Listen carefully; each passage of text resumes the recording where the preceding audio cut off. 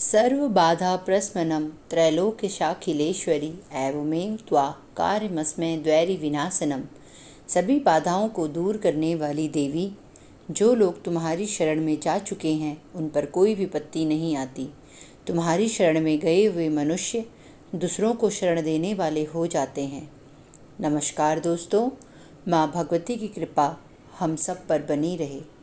आज हम माँ जगदम्बे की पूजा को संपूर्ण कराने वाली 9 दुर्गा स्वरूपा कन्याओं के बारे में बात करने जा रहे हैं।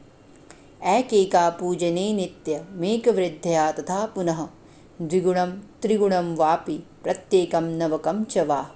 देवी भागवत महापुराण के तृतीय स्कंद अध्याय 27 में व्यास जी जन्मेजय को कन्या पूजन के बारे में विस्तार से बताते हुए कहते हैं कि नित्य एक ही कुमारी का पूजन करें अथवा प्रतिदिन एक एक कुमारी की संख्या बढ़ाते जाएं। प्रत्येक दिन 9 कन्याओं का पूजन करें। 1 वर्ष तक की कन्या का पूजन नहीं करना चाहिए, क्योंकि वह भोग आदि पदार्थों के स्वाद से अनभिज्ञ रहती है। कुमारी कन्या वह कही गई है जो 2 वर्ष की हो चुकी है। कुमारी कन्या पूजित हो दुख तथा दरिद्रता का नाश करती है। वह शत्रुओं का क्षय और धन, आयु तथा बल की वृद्धि करती है। 3 वर्ष की कन्या त्रिमूर्ति कही गई है। त्रिमूर्ति कन्या का पूजन करने से धन, अर्थ, कामना की पूर्ति होती है तथा पुत्र पौत्र आदि की वृद्धि होती है। 4 वर्ष की कन्या कल्याणी कही गई है। जो विजय, राज्य तथा सुख की कामना करता हो उसे कल्याणी नामक कन्या का नित्य पूजन करना चाहिए। 5 वर्ष की कन्या रोहिणी कही गई है। रोगों के नाश के लिए रोहिणी नामक कन्या का पूजन करें। 6 वर्ष की कन्या कालिका कही गई है। शत्रुओं का नाश करने के लिए भक्तिपूर्वक कालिका कन्या का पूजन करना चाहिए। 7 वर्ष की कन्या चंडिका कही गई है। धन तथा ऐश्वर्य की अभिलाषा रखने वालों को चंडिका कन्या की अर्चना करनी चाहिए। 8 वर्ष की कन्या सांभवी कही गई है।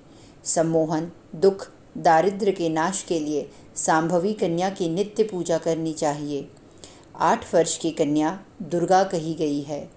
शत्रु के विनाश, उग्र कर्म की साधना के निमित्त और परलोक सुख पाने के लिए दुर्गा नामक कन्या की भक्तिपूर्वक आराधना करनी चाहिए। तथा 10 वर्ष की कन्या सुभद्रा कहलाती है। मनुष्यों को अपने मनोरथ की सिद्धि के लिए सुभद्रा की सदा पूजा करनी चाहिए।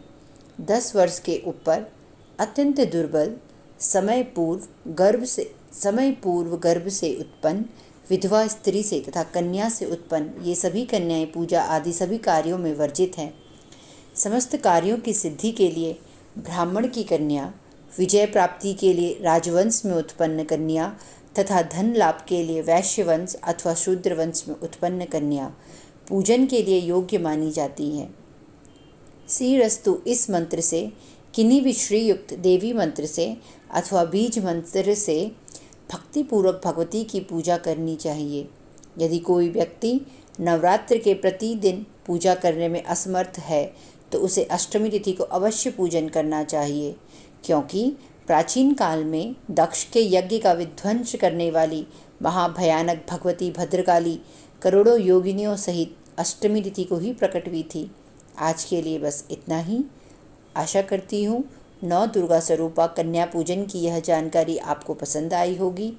सभी दुखों एवं संताप का नाश करने वाली, सिद्धियाँ देने वाली, जगत में सर्वश्रेष्ठ, शाश्वत तथा कल्याण स्वरूपी भगवती की उपासना करेंगे और माँ की अविचल भक्ति प्राप्त करेंगे। हरिओम तत्सत।